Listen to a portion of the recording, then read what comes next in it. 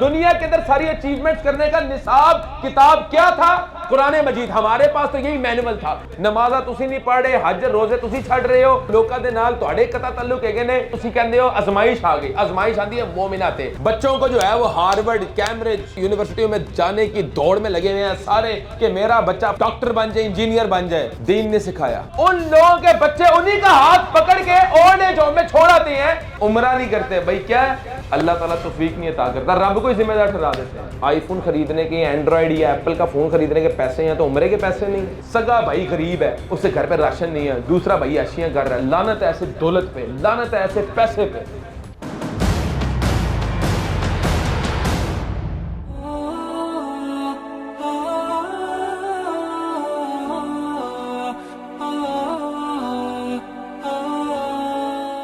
أعوذ بالله السميع العليم من الشيطان الرجيم. بسم الله الرحمن الرحيم. قال الله عز وجل لئن شكرتم لأزيدنكم ولئن كفرتم إن عذابي لشديد.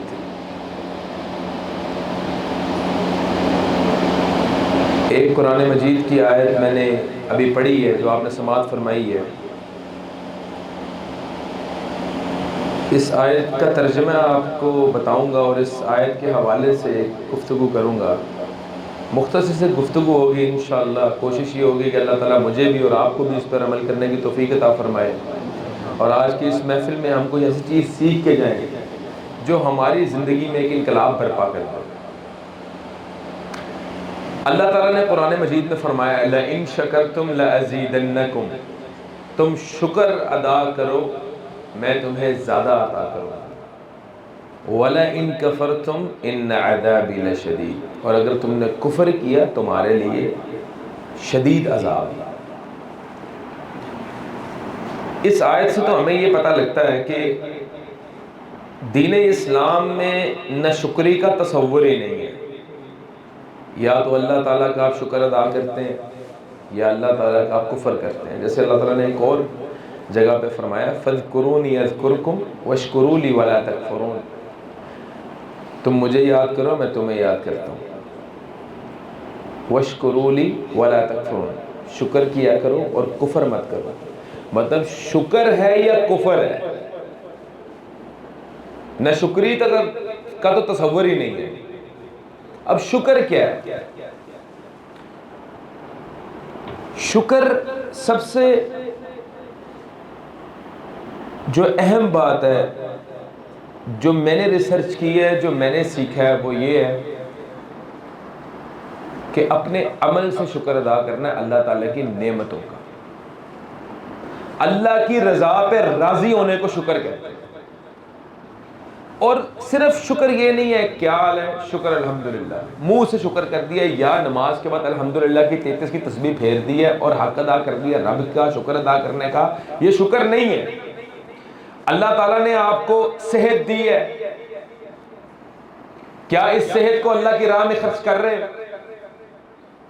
اگر اس صحت کو اللہ کی راہ پہ خرچ کر رہے ہو یہ سمجھ کے, یہ سوچ کے کہ اللہ تعالیٰ نے مجھے صحت سلامتی والی زندگی عطا کی ہے, 2 ہاتھ دیے, 2 آنکھیں دی ہیں, 2 کان دیے ہیں, کوئی محتاجی نہیں, کوئی مفلسی نہیں, کوئی پریشانی نہیں, کوئی ہیلتھ پرابلم نہیں.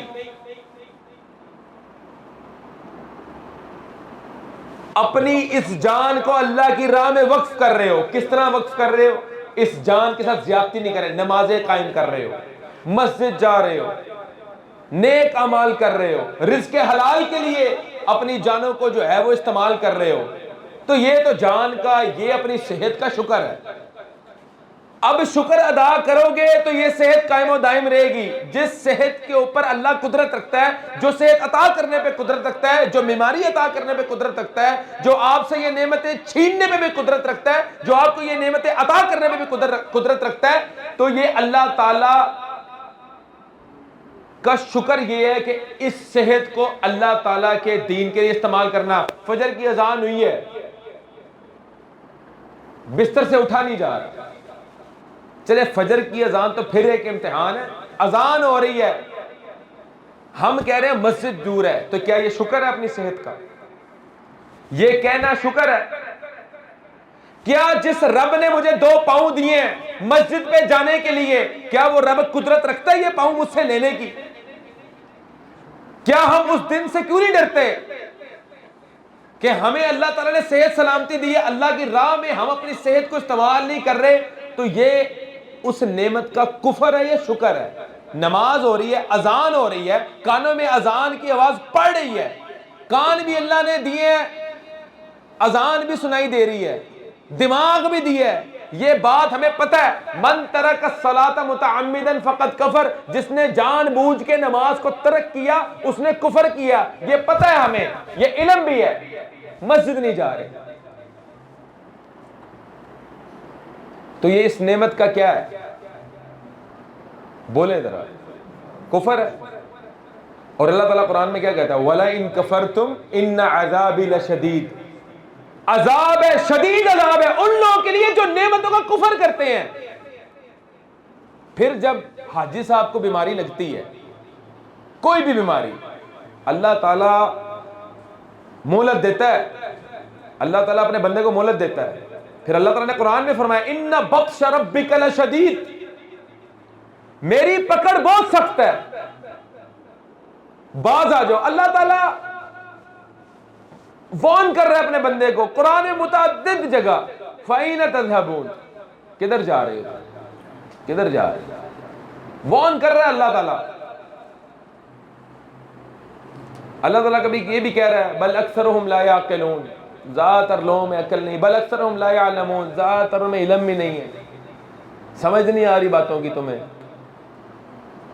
یہ قرآن مجید تو مینول تھا سکسس کا، دنیا کے اندر ترقی کرنے کا، دنیا کے اندر اپنی زندگیوں میں انقلاب لانے کا، دنیا کے اندر فائنینشلی سٹیبل ہونے کا، دنیا کے اندر ساری اچیومنٹس کرنے کا نصاب کتاب کیا تھا؟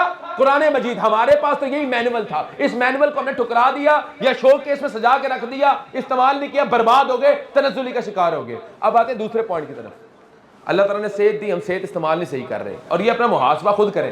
ہم کہتے ہیں آزمائش آ گئی، آزمائش تو آتی ہے مومنوں پہ، نمازاں تسی نہیں پڑھ رہے، حج روزے تسی چھڈ رہے ہو، بد اخلاقی تسی کر رہے ہو، لوکاں دے نال تہاڈے قطع تعلق ہے نے، تے دوجی گل ہے تسی کہندے ہو آزمائش آ گئی۔ آزمائش آندی ہے مومناں تے، عذاب آندا ہے جڑے بندے اللہ تعالیٰ دی نافرمانی کردے نے، عذاب ہوندا ہے۔ پھر جب بیماری آتی ہے نا، اپنا محاسبہ کریں، توبہ کریں، کوئی مصیبت آتی ہے توبہ کریں کہ میری کون سی غلطی تھی، مجھے رب نے جو ہے وہ سزا دی ہے۔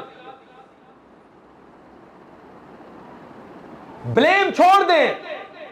اچھے لوگوں پہ جو ہے وہ آزمائشیں آتی ہیں، آزمائشیں مومنوں پہ آتی ہیں، پہلے مومن بنے، پھر مومن کو اللہ تعالیٰ نے بڑی زبردست خوشخبریوں سے بھی جو ہے وہ نوازا ہے۔ قرآن میں اللہ تعالیٰ نے فرما دیا ہے وَأَنْتُمُ الْأَعْلَوْنَ إِن كُنتُم مُؤْمِنِينَ، بلندیوں پہ ہوگے اگر تم مومن ہوگے، مومن ہوگے تو بلندیوں پہ ہوگے۔ اللہ تعالیٰ نے اولاد عطا کی، بچوں کو جو ہے وہ ہارورڈ، کیمبرج، کنگ ایڈورڈ، علامہ اقبال، پتہ نہیں کون کون سی یونیورسٹیوں میں جانے کی دوڑ میں لگے ہوئے ہیں سارے کہ میرا بچہ فرفر انگلش بولے، ڈاکٹر بن جائے، انجینئر بن جائے۔ دین نے سکھایا، قرآن نے سکھایا، تعلیمات ہی نہیں دی قرآن کی۔ اور یہ بات یہاں پہ عمر بھائی بیٹھے ہوئے میڈیا سے ان کا تعلق ہے، پوچھیں ان سے، اور آپ بھی جائیں اولڈ ایج ہوم میں، مولوی کا نہ والد ملے گا نہ والدہ ملے گی، جو مسلح پہ کھڑا ہوتا ہے جس کے پاس دین کا شعور ہے۔ یہ ان لوگوں کے بچے انہی کا ہاتھ پکڑ کے اولڈ ایج ہوم میں چھوڑ آتے ہیں جن کے بچوں کو ان کے والدین نے دین نہیں سکھایا ہوتا، کیونکہ دین پابند کرتا ہے وَلَا تَقُلْ لَهُمَا اُفٍّ وَلَا تَنْهَرْهُمَا وَقُلْ لَهُمَا قَوْلًا كَرِيمًا۔ دین پابند کرتا ہے مجھے کہ میں نے اپنے والدین کے آگے اف بھی نہیں کرنا۔ میڈیکل کی کتاب تو ہم نے بھی پڑھی ہے، گھوٹ کے کھا پی گئے، میڈیکل کی کتاب میں تو کہیں لکھا والدین کا احترام کرنا ہے، چوری نہیں کرنی، جھوٹ نہیں بولنا، بغض نہیں کرنا، فریب نہیں کرنا، مکاری نہیں کرنی، ناپ تول میں کمی نہیں کرنی، ملاوٹ نہیں کرنی، کسی سے قطع تعلق نہیں کرنا، بڑوں کا احترام کرنا ہے، چھوٹوں سے شفقت کرنی ہے۔ میڈیکل کی، سائنس کی کسی کتاب میں یہ تحریر نہیں ہے۔ سب اپنے بچوں کو یہ تمام تر چیزوں سے پاک کرنا چاہتے ہیں کہ نہیں؟ سب میں بھی، کہ بچہ جھوٹ نہ بولے، مکاری نہ کرے، اچھا مسلمان بنے۔ اچھا تو کس طرح بنے گا جب وہ نصاب ہی نہیں پڑھایا؟ اور اس کا تو صلہ دنیا میں مل جاتا ہے نا، وَلَئِن كَفَرْتُمْ إِنَّ عَذَابِي لَشَدِيدٌ، اس چیز کا صلہ اللہ تعالیٰ نے دنیا میں دے دیا ہے۔ اولاد نافرمان ہے، اولاد کمانے لگتی ہے تو والدین کا ہاتھ پکڑ کے اولڈ ایج میں چھوڑاتی ہے۔ جاؤ آپ نے بھی دنیا پہ انویسٹ کیا نا, دین پہ تو انویسٹ ہی نہیں کیا. مغفرت کی دعا کرنے والا کوئی اپنے پیچھے چھوڑا ہی نہیں ہے. دین سکھا دے, دنیا قدموں میں ہوگی, قدموں میں ہوگی. میں نے خود MBBS کیا ہے, لوگ مجھے ڈاکٹر تو نہیں جانتے, کاروباری ہونے کی صورت جانتے بھی نہیں ہیں. کس طرح کیا پہچان ہے؟ حافظ قرآن, قرآن کا قاری, مصلی میں کھڑا ہونے والا, اس خاکسر, اس نکارہ بندے کو, اس زیرو حیثیت کے بندے کو اللہ نے پہچان دی. کس وجہ سے دی؟ قرآن کا حافظ. یہ ایک اعزاز کی بات تھی, میرے لیے بھی اعزاز کی بات ہے. میں ایسی 1000 ڈگریوں کو کوڑے میں پھینکتا ہوں, ایسے 1000 کاروباروں کو کوڑے میں پھینکتا ہوں. میرے لیے یہی اعزاز ہے کہ رب نے مجھے عزت عطا کی تو قرآن کی وجہ سے کی. عزت ہے ہی دین میں, عزت ہے ہی دین پہ عمل کرنے والے شخص کے لیے. تو اولاد آئی, اللہ تعالیٰ نے نعمت سے نوازا, اولاد کو دنیا میں ڈال دیا, دین نہیں سکھایا. یہ اس اولاد کی نعمت کا شکر ہے یا کفر ہے؟ جواب آپ دیں. کیا ہے؟ شکر ہے, کفر ہے؟ لہذا اپنی اولادوں کو دین کی تربیت دیں. اگر آپ چاہتے ہیں وہ دنیا میں بھی کامیاب ہو جائیں, یہ چھوڑ دیں سائنس ہم نے گھوٹ کے پی لی, کچھ نہیں رکھا سائنس میں, بیکار, نکارا. کامیابی اللہ تعالیٰ وہاں سے دے دیتا ہے جہاں سے بندے نے تصور بھی نہیں کیا ہوتا. رزق تو موت کی طرح آپ کا پیچھا کر رہا ہے, موت کی طرح, موت کی طرح مل جانا ہے. چھوڑ دیں, اپنے بچوں پہ وقت بھی انویسٹ کریں, اپنا ٹائم بھی انویسٹ کریں, ساتھ ان کو دین کی تعلیم دینا آپ کی ذمہ داری ہے. اگر اس کے پاس دین کا شعور نہیں ہے اور گناہ کے اندر مبتلا ہو رہا ہے تو قیامت والے دن اس بچے نے آپ کو گریبان پکڑ لینا ہے, ابا اماں تو نے مجھے کیوں نہیں دین سکھایا. بطور مسلمان یہ آپ پہ فرض ہے اپنی اولادوں کو دین سکھائیں. تیسری بات, اللہ تعالیٰ نے سواری دی, اور سواری کسی قسم کی بھی دی, سائیکل دی, بائک دی یا گاڑی دی. اس سواری کو آپ ناجائز کاموں میں استعمال کر رہے ہیں. ناجائز کام مثلا عیاشیاں, فحاشی, گھومنا پھرنا, بازاروں میں جانا, شاپنگیں کرنا. اذان ہے اور آپ یہ بہانہ کر رہے ہیں کہ یار مسجد بڑی دور ہے, سواری نیچے کھڑی ہوئی ہے, 500 روپے کی آپ کا مفاد ہو, 500 روپے کا تو گاڑی نکال کے 15-20 کلومیٹر دور بھی چلے جاتے ہیں, مسجد نہیں جا رہے. وہ سواری کا کفر ہے یا شکر ہے؟ اللہ تعالیٰ قدرت رکھتا ہے اس نعمت کو آپ سے چھیننے کی. اللہ نے مال عطا کیا, پیسہ عطا کیا, اس پیسے کو آپ خرچ کر رہے ہیں کس کاموں میں؟ موبائل لے رہے ہیں, کپڑے لے رہے ہیں, عیاشیاں کر رہے ہیں, فورن ٹرپ چل رہے ہیں. اللہ کی راہ میں استعمال کرنے کا حوصلہ ہی نہیں. بڑے سینکڑوں لوگوں سے ملا ہوں, عمرہ نہیں کرتے. بھائی کیا ہے؟ اللہ تعالیٰ توفیق نہیں عطا کرتا, رب کو ہی ذمہ دار ٹھہرا دیتے ہیں. اللہ نے پیسہ بھی دیا, اگر تمہارے پاس آئی فون خریدنے کے, اینڈرائڈ یا ایپل کا فون خریدنے کے پیسے ہیں تو عمرے کے پیسے نہیں ہیں. کیا غریب رشتہ داروں کی مدد کرنے کے پیسے نہیں ہیں؟ کیا لوگوں کے ساتھ صلہ رحمی کرنے کے پیسے نہیں ہیں؟ کیا لوگوں کے کام آنے کے لیے وسائل نہیں ہیں؟ یہ بندے کو اپنا تو محاسبہ کرنا چاہیے. آپ کو تب تک کوئی بھی لگژری استعمال کرنے کی دین اسلام اجازت نہیں دیتا جب تک آپ کے ارد گرد والوں کی نیسیسٹیز پوری نہ ہو. لگژری اس سے مراد کیا ہے؟ گاڑیاں اچھی, موبائل اچھے, پوشاک اچھی, اے سی, یہ لیوش لائف سٹائل. غریب رشتہ دار ایک وقت کی روٹی سے پریشان ہے. اللہ کی قسم قیامت والے دن آپ کے رشتہ دار کا حساب آپ نے دینا ہے. وہ رشتہ دار نے آپ کا گریبان پکڑنا ہے. یہ پیسہ, یہ مال, یہ دولت یہ آپ کی نہیں ہے, یہ اللہ کی امانت ہے, اور جو حساب ہم نے دینا ہے اسی چیز کا حساب دینا ہے. یہ بھی اپنا تصور آج بالکل کلیئر کر لیں. یہ جو کہتے ہیں نا حساب ہونا ہے, حساب یہ نہیں ہونا کتنا پروفٹ ہوئے سے کتنا نقصان ہوئے سے, یہ حساب نہیں ہونا. مال کا حساب یہ ہونا ہے تیرے ارد گرد غریب رشتہ دار تھے, تجھے نظر آتا تھا ان کے گھر میں ایک وقت کی روٹی نہیں ہے, تو کس طرح مٹن کھا رہا تھا, تو کس طرح مٹن کھا رہا تھا. دین اسلام اتنا خوبصورت دین ہے, آپ کو حکم دیا گیا ہے اگر کوئی غریب پڑوسی ہے آپ کو پتا ہے اس کے گھر پہ گوشت نہیں بنا ہوا, آپ نے اپنے گوشت میں پانی ڈالنا ہے کہ آپ کے گوشت کی خوشبو اسے گھر تک نہ پہنچے, اسے گھر تک نہ پہنچے کہ اس کے بچے بھی ضد کریں, اس کی سفید پوشی کا بھرم رکھنا بھی آپ پہ فرض ہے. اتنے حقوق ہیں, دین اسلام اس طرح کے جو ہے وہ آپ کو پابند کرتا ہے. میں نے دیکھا ہے سگا بھائی غریب ہے, اس کے گھر پہ راشن نہیں ہے, دوسرا بھائی عشیاں کر رہا ہے, لعنت ہے ایسے دولت پہ, لعنت ہے ایسے پیسے پہ. اللہ نے رزق عطا کر دیا تو یہ میرا رزق ہو گیا, میں سانپ بن کے بیٹھتا ہوں اس دولت پہ جو رب نے انہیں فراہم کی ہے. یہ جان, یہ مال, یہ دولت, یہ عزت, یہ رب کی امانت ہے, یہ میرے رب کی امانت ہے. وہی قدرت رکھتا ہے مجھے رزق عطا کرنے پہ, وہی قدرت رکھتا ہے مجھ سے رزق چھیننے پہ. اور اگر آپ نہیں خیال رکھ لے, نہیں اپنا مال صحیح جگہ پہ خرچ کر رہے, تنگ دستی آپ کا مقدر بن جائے گی اور وہ بھی عذاب ہوگا رب کا. لہٰذا اپنے رشتہ داروں کا خیال کرنا آپ پہ لازم و ملزوم ہے, اپنی فیملی پہ خرچ کرنا آپ کے اوپر لازم و ملزوم ہے. آپ نے کیئر کرنی ہے ارد گرد ماحول اپنے. یہ آج کل ہم نے ایک دیکھا ہے, یہ ٹرینڈ چل گیا ہے, لوگ اپنی چچیوں سے خالوں سے یہ خار کھاتے ہیں. خاص طور پہ جس گھر کے اندر فیمیل ڈومیننسی ہے, فیمیل ڈومیننسی سمجھتے ہیں, عورتوں کی حکمرانی ہے, جہاں پہ وہ چاچوں سے اور چچیوں سے بڑا خار پیدا ہو جاتی ہے وہاں پہ. اللہ کی قسم رزق کے اندر کمی کی وجہ سے رزق جو انسان کا کم ہوتا ہے یا رزق میں تنگی, ایک یہ بھی وجہ ہے کہ آپ اپنے خون کے تعلقات, خون کے رشتوں کے ساتھ قطع تعلقی کر دیتے ہیں, ان پہ رحم نہیں کرتے.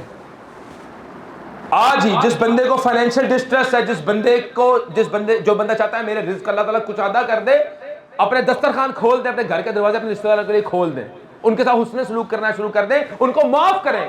یہ کیا فلسفہ ہے؟ رب کی مخلوق کے اوپر رحم کرنا نہیں چاہ رہے, رب سے رحم کی طلبگار ہے, رب کی مخلوق کو معاف نہیں کرنا چاہ رہے, رب سے معافی کے طلبگار ہے. یہ کیا منافقت ہے؟ کم سے کم وہ نیکیاں تو ہونی چاہیے آپ کے پاس کہ اللہ تیری مخلوق کے اوپر تیری رضا کے لیے رحم کرتا ہوں, تیری مخلوق کے ساتھ تیری رضا کے لیے معافی کا معاملہ کرتا ہوں, مجھے معاف کر دے, مجھ پہ رحم کر.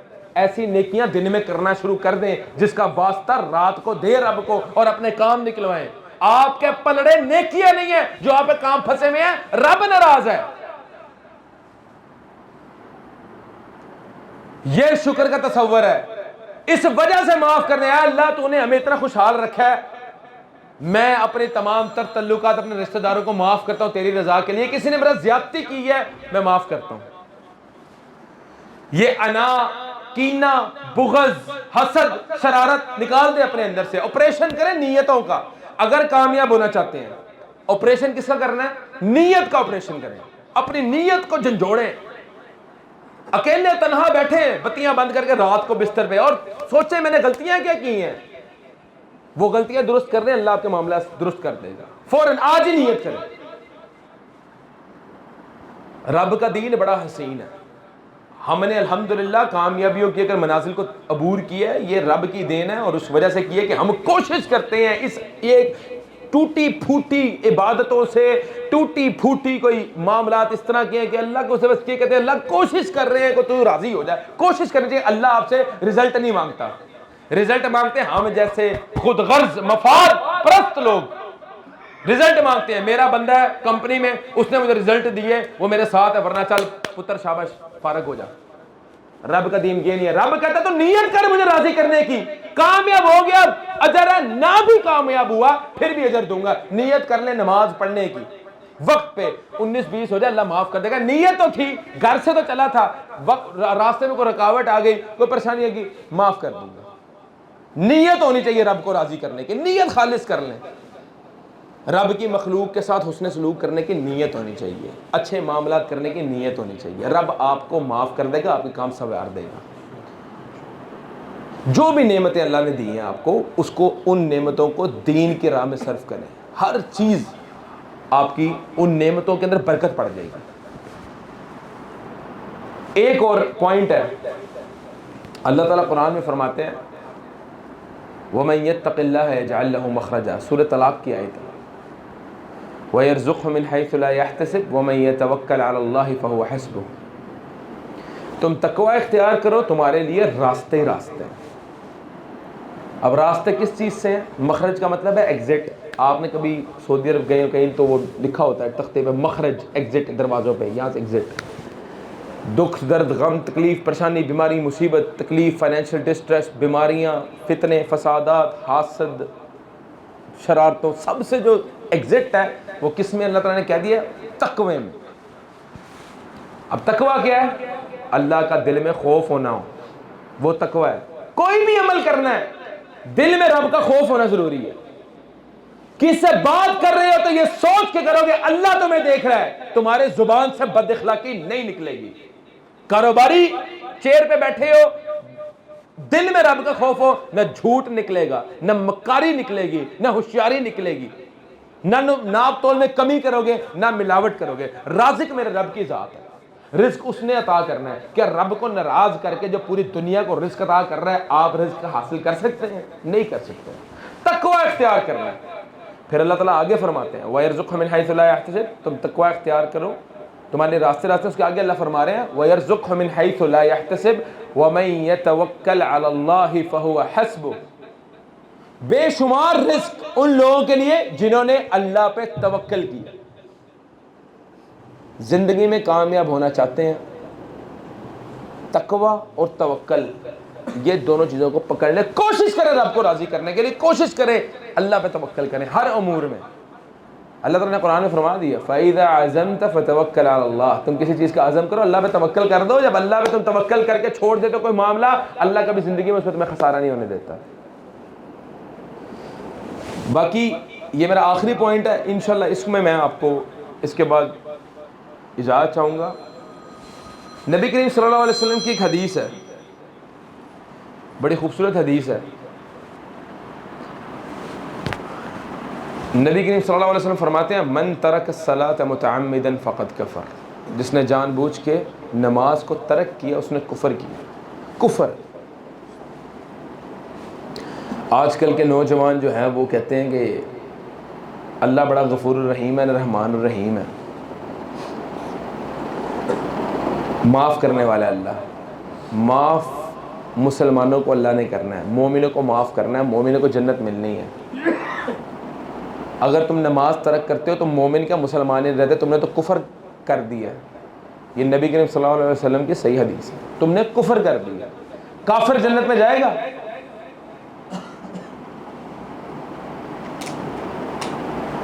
دین کے ارکان ہیں، وہ ارکان ہم پہ لازم و ملزوم ہیں، جس میں سے نماز ایک بہت اہم رکن ہے دین اسلام کا۔ نماز نہیں، نماز گئی آپ کا ایمان ہی گیا، جان بوجھ کے نماز چھوڑنے والا بندہ مسلمان ہی نہیں۔ میرے نبی کریم صلی اللہ علیہ وسلم نے فرما دی ہے، ہمارے لیے ان سے جو ہے وہ آگے کوئی بات نہیں، باقی ہر بات کو ہم دیوار پہ مارتے ہیں۔ کیا ایک بندہ جو رب کے اس حکم کی نافرمانی کر رہا ہے، کیا وہ رب کی رحمتوں کا طلبگار ہو سکتا ہے؟ کیا اس پہ رحمتوں کا نزول ہو سکتا ہے؟ نہیں ہو سکتا۔ معافی کس منہ سے مانگا؟ صدقہ، زکوٰۃ، خیرات ساری کوڑے میں۔